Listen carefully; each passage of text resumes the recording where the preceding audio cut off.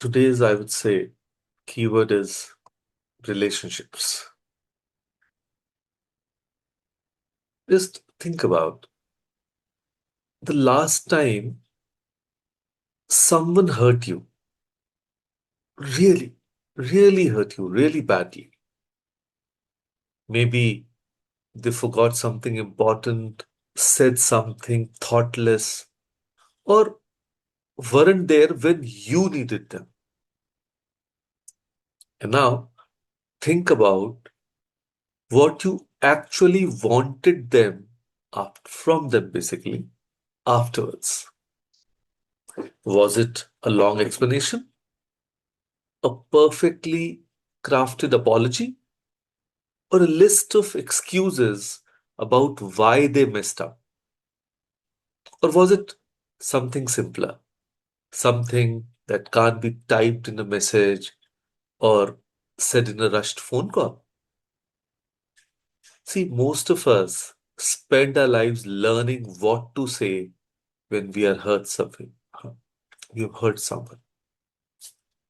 But what if I told you that the most powerful way to repair a relationship has very little to do with words? So today, we are talking about repairing relationships through presence and discovering that sometimes showing up is more healing than any apology could ever be. Let me tell you about Rajesh and his teenage son Arjun. They had a massive fight. Arjun wanted to pursue filmmaking, and Rajesh wanted him to be an engineer. But things were said, harsh things, between son and the father. The kind that echo in your mind even at 2 a.m. And after that fight, they barely spoke for 3 weeks. Just polite, pass the salt exchanges at dinner. And one evening, Rajesh did something unexpected. He didn't send a long message. He didn't corner Arjun for a serious talk. He simply knocked on his son's door with 2 cups of chai and said, I'm watching Gangs of Wasipur tonight.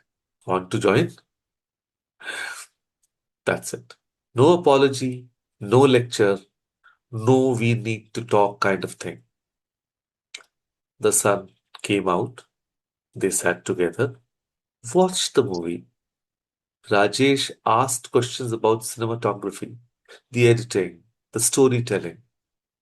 He didn't agree to filmmaking school that night, but he was present, fully, genuinely present. 2 weeks later, Arjun opened up about his dreams, and slowly the distance began to heal. And here's the truth that nobody teaches you. Sometimes presence heals more than apologies. But then, what presence actually means? So, we can explain it in a number of ways. Like being present means eye contact, listening, patience. Here's a test. If I ask you, when was the last time you had a conversation without your phone nearby? When someone was talking to you and you weren't mentally drafting your response, checking notifications, or thinking about your to do list. See, true presence is rare these days. We are physically in the room, but mentally in 1,000 different places. Let's say your wife is telling you about her day and you are nodding while scrolling through news. Your friend is sharing something vulnerable and you are glancing at your watch. See, we have confused presence with proximity. But being in the same room is not the same as being with someone. Like I always say, when people attend the session with their cameras off, they might be here, but truly speaking, they are not present. So they need to understand what being present means. So real presence looks like this. Your phone is face down, better yet in another room. You're not formulating your response while they are speaking. You're maintaining eye contact. We should be able to see the other person in the eye, not the intense kind or the creepy kind, but the warm, I'm here kind, the look of benevolence. You are patient with silence. You don't rush to fill gaps. And in our culture, we are taught to show love through action, cooking, providing, solving problems. But sometimes the most loving action is the hardest one, doing nothing except being completely there. Another example can be that healing happens when people feel seen. Your mom is upset. She's been distant since that argument about your wedding plans. You could send her a paragraph on WhatsApp explaining your perspective, or you could show up at her house, sit with her in the kitchen while she makes tea, and just be there. So, which one actually mends the relationship? So, here's what I have learned: people don't heal from being understood intellectually, they heal from being felt emotionally. Think about it. When you are hurt, you don't need someone to explain why your pain is valid or dissect what went wrong. You need someone to sit with you in that pain. Do not fix it, justify it, or rush through it, just to acknowledge it exists.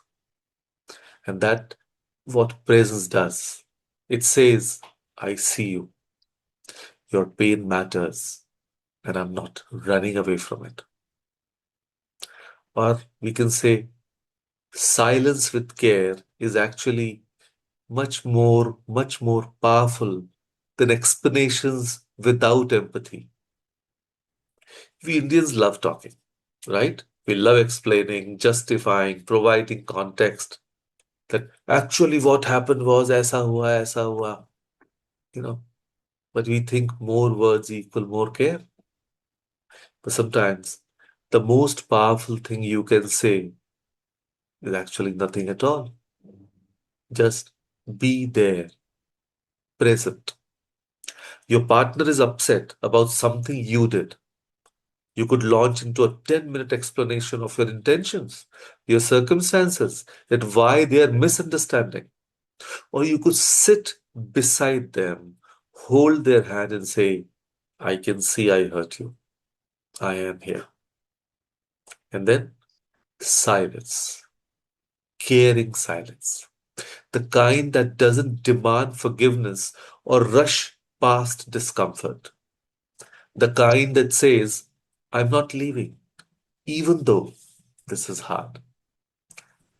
I once saw a grandfather do this beautifully. His granddaughter failed her board exams. The whole family was in crisis mode. Tuitions, retakes, lectures about her future. And he just took her to the terrace, sat beside her watching the sunset, and after 20 minutes said, tough day, no? And she broke down.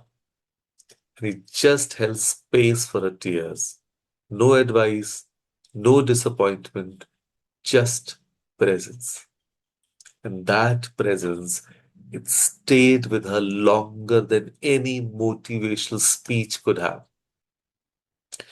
See, because presence requires vulnerability. When you're fully present with someone who's hurting, you feel their hurt too. And that's uncomfortable. It's easier to send a long text message that is like presence without an eye contact, or give advice that means presence without sitting in pain. or change the subject, then that means presence without depth. Or even say, I'm sorry, and move on. That is presence without patience. Also, our lives are fast. We are conditioned to multitask, to be efficient, to keep moving. But presence is slow, inefficient. It doesn't produce immediate results. You can tick it off a to do list. But here's the paradox: the relationship that matter most require exactly what we are least practiced at giving. And what is that? Our full, unhurried, uninterrupted attention. And here is another uncomfortable truth: we avoid presence because we are scared. Scared the other people will say something we can't fix, or scared we'll have to sit with emotions and we don't know how to handle, and scared that just being there won't be enough. But it is, God. It is. So you don't need the perfect apology. You don't need eloquent explanations or grand gestures. You don't need to fix everything in one conversation. You just need to show up consistently, patiently, fully. See, your sister hasn't spoken to you in months after a family dispute. Don't send a paragraph. Show up at her house. Bring her favorite snacks. Sit. Ask about her life. Listen. Come back next week and the week after. Your friend is going through something and pulling away. Don't demand they talk about it. Just send a message. I'm coming over with a coffee. You don't have to talk. I just want to sit with you. Presence doesn't require to have answers. It requires you to have courage. The courage to show up even when it's awkward, even when you don't know what to say, even when you're not sure it'll work. And here is your challenge for today: offer undivided presence to one person. Choose someone, a family member you have been distant from, or a friend who's been struggling, or your child who's been trying to tell you something, or even your partner who's felt neglected, and give them 20 minutes of your full presence. No phone, not just silent mode. Actually put it in another room. If you can see it, you'll check it. We all do that. No interrupting. Not even to agree, relate, or share your similar experience. Just listen. Let them complete their thoughts, even if there are pauses. And no agenda. Don't go in trying to fix, convince, or resolve. Just go to be there. Ask, how are you feeling? Or what's been on your mind? And then just listen. That's it. 20 minutes, no multitasking, no solutions, no defenses, just pure, undivided attention. And then watch what happens. Watch how their body language changes. Watch how the conversation deepens. And watch how something shifts between you. And here is what I want you to remember: in a world full of noise, distraction, and constant movement, presence is revolutionary. It's radical. Just being present is healing. Every broken relationship in your life, your parent, your child, your sibling, your friend, or even your partner, is waiting for one thing: for you to show up. Not perfectly, not with all the answers, just fully.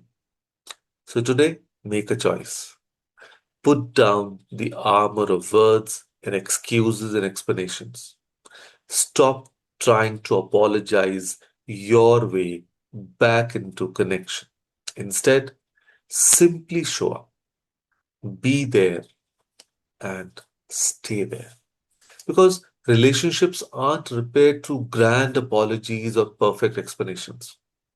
They are repaired through small, consistent moments of being fully present, through eye contact that say, I see you, through silence that says, I'm not leaving, and through patience that says, I'm here for as long as it takes.